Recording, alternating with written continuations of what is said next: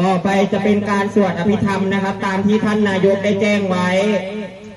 นะโมตัสสะภะคะวะโตอะระหะโตสัมมาสัมพุทธัสสะนะโมตัสสะภะคะวะโตอะระหะโตสัมมาสัมพุทธัสสะนะโมตัสสะภะคะวะโตอะระหะโตสัมมาสัมพุทธัสสะอภิวาทนาสีเลสนิจังวุฒาปัจจายิโนจัตตารโอธรรมาวทันติอายุวันโนสุขังภาลางขอสิ่งใดที่ท่านนายกพูดไว้นะครับผมสวดมนต์และน้ำมันลดก็ขอแหกตาเบิ้งนะครับว่าสวดแล้วมันลดบ่ไม่มีแล้วแค่ถ่วงไปนะอันว่าขับรถขับลาก็ขับค่อยๆพี่น้องเด้อมันเดือดร้อนเด้อค่อยๆขับกันเอาซ้ำนี่ละ